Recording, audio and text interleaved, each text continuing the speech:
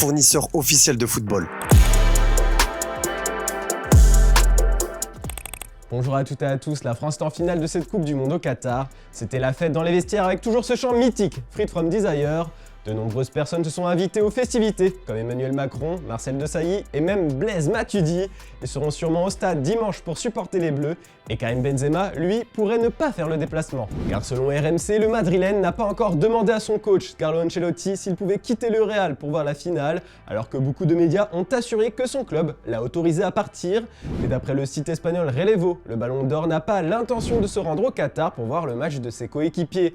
Il aurait été vexé par les déclarations de Didier Deschamps et par le manque d'intérêt de la FFF à son égard. Il faut dire que juste après la victoire contre le Maroc, le sélectionneur a été interrogé sur le possible retour de Benzema dans le groupe et il a eu une réponse qui a jeté un énorme flou. Je ne préfère pas répondre, question suivante.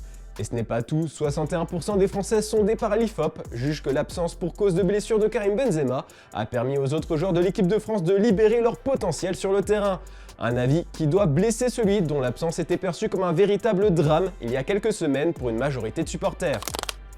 Bon, on va un peu plus se concentrer sur ce match à venir, cette finale, ce choc France-Argentine. On a de bons souvenirs d'un 4-3 en 8ème de finale d'un mondial il y a 4 ans, un très beau second poteau Pavard, mais dans l'histoire, les Bleus sont en galère contre la Bicéleste. Au total, Français et Argentins se sont affrontés 12 fois en 92 ans, et gros avantage pour le pays de Messi qui a gagné 50% des matchs, 6 victoires, seulement 3 pour la France et 3 matchs nuls. Et la première fois qu'ils se sont rencontrés, c'était en 1930, pendant la première Coupe du Monde en Uruguay, une défaite 1-0 des hommes de Raúl Coudron, un but de Monti. En général, quand ces deux équipes s'affrontent, il y a une avalanche de buts, 26 au total, 2,17 buts en moyenne par match. Mais bon, une fois encore, avantage Argentine, les Sud-Américains ont trouvé 15 fois le chemin des filets, les Bleus seulement 11 fois, mais le récent 4-3 a bien gonflé les chiffres. Et attention, même si l'une des deux équipes marque en première mi-temps, elle peut vite être remontée au score, car la grande majorité des buts sont marqués en seconde mi-temps. Enfin, statistique qui prouve que ça va être très compliqué pour les Français, ils n'ont jamais gagné 2 matchs de suite contre la sélection argentine. Il faudra surveiller Léo Messi, le meilleur buteur de la compétition, est à égalité avec Mbappé. Didier Deschamps, qui n'a jamais joué contre l'Argentine comme joueur, a déjà un plan pour le stopper. Voilà ce qu'il a déclaré hier soir. Forcément, il y a des précautions à prendre pour limiter son influence. Il y a 4 ans, on l'attendait plus à droite et il jouait avant-centre. Là, il est meneur de jeu, il a plus de liberté, donc on aura plus de difficultés à le marquer. À moins qu'il soit malade, on ne sait pas, je ne lui souhaite pas bien sûr. Nous aussi, on espère qu'il sera bien sur le terrain dimanche et tout ça nous amène à vous poser la question du jour. Elle est plutôt simple, qui va gagner cette Coupe du Monde 2022, l'Argentine ou la France? On a hâte de lire vos avis en commentaire. Et hier, avec notre partenaire foot.fr, on vous offrait la possibilité de gagner un maillot de l'équipe de France domicile. Il suffisait de trouver le score exact de France-Maroc. Vous étiez nombreux à pronostiquer une victoire 2-0. Il fallait désigner un vainqueur, son nom s'affiche juste en bas, bravo à toi. N'oublie pas de nous répondre en commentaire dans le JT d'hier. On va continuer à parler de cette demi-finale car la Fédération marocaine de football a décidé de déposer une réclamation officielle concernant l'arbitrage de la demi-finale entre la France et le Maroc. L'arbitre mexicain de la rencontre, César Ramos, a été au centre des débats puisqu'il a plusieurs fois eu des décisions assez incompréhensibles et plusieurs faits de jeu ont fait parler aussi bien les supporters français que les supporters marocains.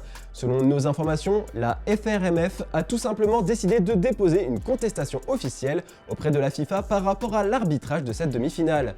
Une protestation qui fait suite aux 2 pénaltys non sifflés pour le Maroc en première période. Il y a peu de chances que le match soit rejoué, car comme toutes les réclamations après des décisions arbitrales, cette dernière a très peu de chances d'aboutir, surtout dans un délai très court puisque la France affronte l'Argentine en finale du mondial ce dimanche. C'est officiel, le transfert de l'année est conclu, Endrick a signé au Real Madrid.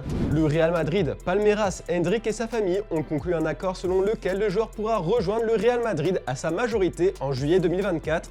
Jusque-là, Endrick poursuivra sa formation au SE Palmeiras. Le joueur se rendra à Madrid dans les prochains jours pour visiter les installations de notre club. Voilà ce qu'indique le communiqué du Real sur le site officiel des Merengues. Un très gros coup de la part des Madrilènes qui ont fait sauter la banque en payant 70 millions d'euros à Palmeiras. Bon, on va se quitter avec l'image du jour, il faisait froid. Très froid en France hier soir, mais vous les supporters, vous étiez chauds. Vous avez mis le feu dans les 4 coins de l'Hexagone. Petit florilège, je vous souhaite une bonne soirée et à demain pour un nouveau JT Foot Mercato.